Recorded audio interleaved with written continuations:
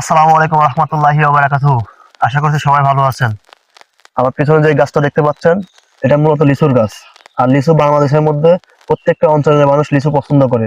ছোট থেকে বড় পর্যন্ত সবাই লিচু পছন্দ করে। লিচু খেলে কিন্তু শরীরে অনেক পরিমাণে এনার্জি আসে।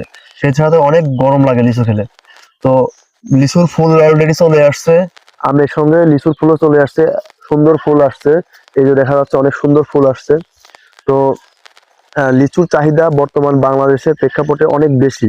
একটা লিচু পার পিস 2 টাকা, 3 টাকা, 4 টাকা করে বিক্রি হয়। যদি সুন্দর লিচু হয়, মিষ্টি লিচু হয়, তাহলে 3 থেকে 4 টাকা বিক্রি হয়। অর্থাৎ আর লিচু ব্যবসায়ীরা এমন পরিমাণে চিটারি করে, সেটা আপনাকে আমাকে বলে বোঝানো লাগবে না। আপনি 100 লিচু কিনলে ওখানে মিনিমাম 20টা লিচু কম পাবেন।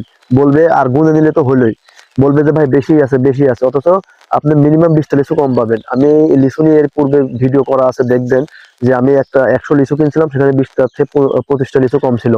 তো এবারে লিচুর পরিমাণে অনেক সুন্দর আসবে, কারণ অনেক সুন্দর মুকুল আসছে, দেখা যাচ্ছে অনেক সুন্দর মুকুল আসছে।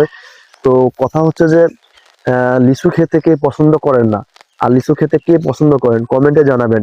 আর যারা বিশেষ করে লিচু খেতে পছন্দ করে, তারা কোন ধরনের লিচু খেতে পছন্দ করেন, দেশি লিচু না বোম্বাই লিচু না আনারস লিচু, কোনটা খেতে পছন্দ করেন অবশ্যই জানাবেন কমেন্টে। আর অবশ্যই ভিডিওগুলো দেখে থাপ করে চলে যাবেন না। খোদা হাফেজ। আসসালামু আলাইকুম রহমতুল্লাহি ওয়া বারাকাতুহু।